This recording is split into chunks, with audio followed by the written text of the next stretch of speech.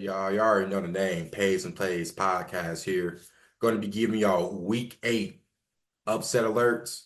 I know I haven't done it in like a week or two. Last week was perfect as far as some of the underdogs that I probably picked out to win. A few of them, man, a nice chunk, because a lot of these games I just don't see how they're a favorite. But some games spreads are just way too high for me to be like, yeah, I'll take that.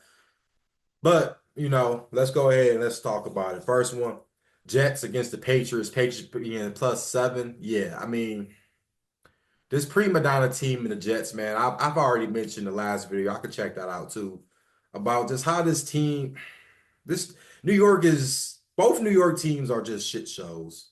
I think Giants is more or less of a shit show because we know they don't have that much overall talent than the Jets team do, right? And listen, this is a division rival game, right? So it's not like it's going to be an easy game.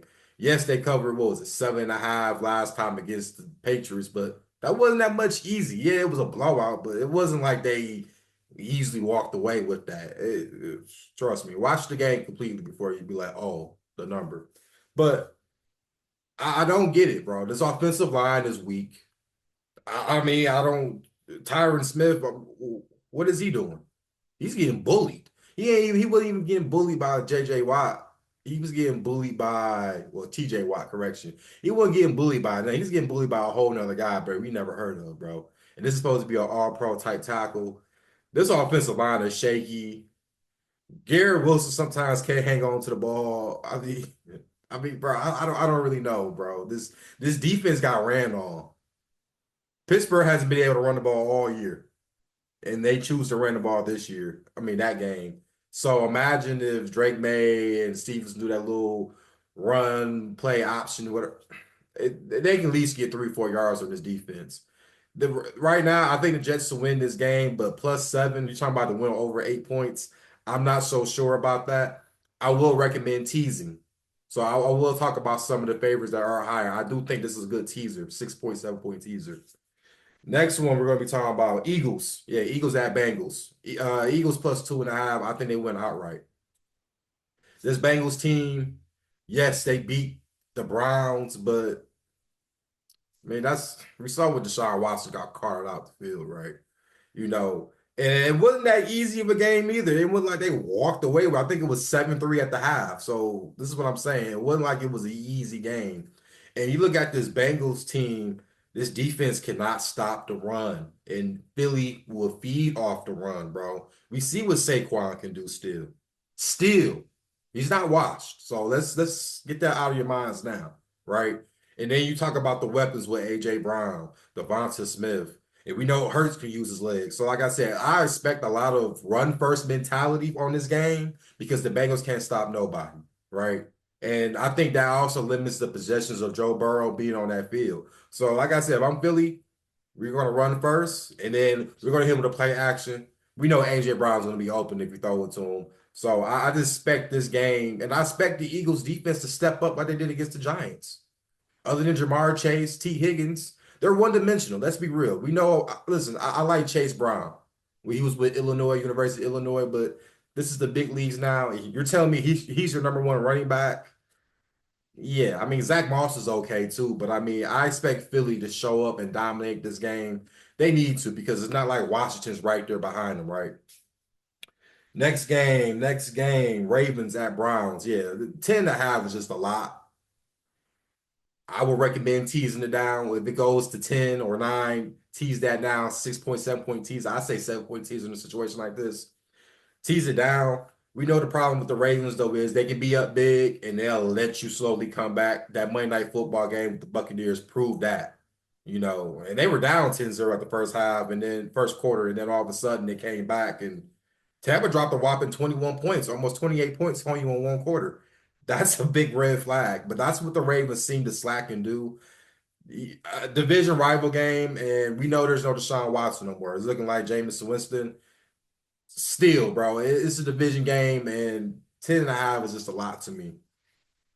Next game, Texans, not Texans, correction, Titans, Lions. Lions being -10.5. Another game like this, man. I opened up 9.5. I saw too many points. Too many points. This Titans team actually with Mason Rudolph didn't look so bad to begin the game against the Bills. You just wonder, can he keep it consistent against the Lions? And let's be real about the Lions. Yes, they played a hell of a game against the Vikings. But the fact that they let the Vikings score two touchdowns within a minute is also more concerning to me. I mean, the lack of pass rush, that game showed it. I mean, they need to make a move immediately. I don't know if they can make a move at this point, but they need to make some calls to get somebody from free agency off the couch, something, because I didn't see no pass rush. Now, Eric Pascal had a sack, and this is a guy that needs to step up. This was a second round pick a couple years ago from Kentucky, when Kentucky had one of the best defenses in the SEC, you could argue. He needs to step up. You're a second round pick. That means you should be, I mean, you're pretty much like a first round talent when you're a second round pick, usually. He needs to step up again. He needs to have a good game.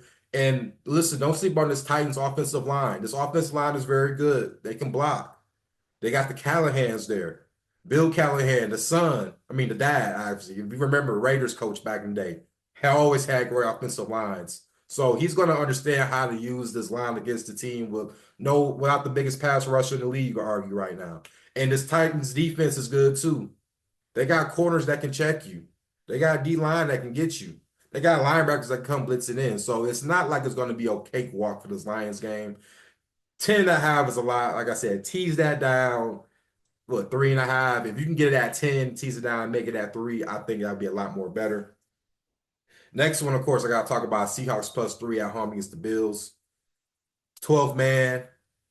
We know about the Bills. They had to get Amari Cooper, which, he looked good his first game, but I expect a lot of Weatherspoon on him, a lot of physical things with that one.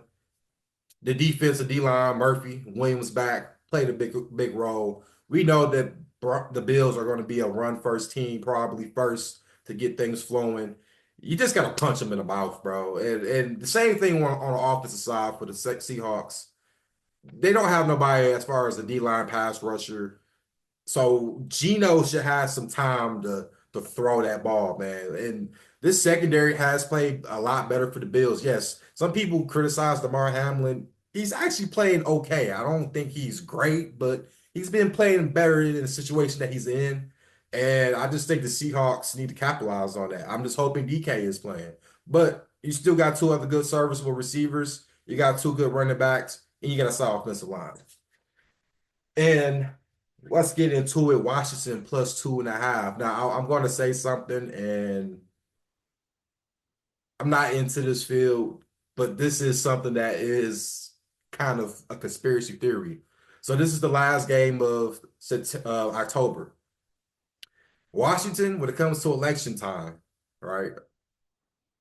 When they win games at home, this is a home game against the Bears. Whoever's in office as far as the party usually stays. They've been right 17 out of 19 times when they win. The only times it didn't happen, you guys wonder, 2008, of course, Barack Obama, and 2016 with Donald Trump. So that is the two times that this has never happened when they won.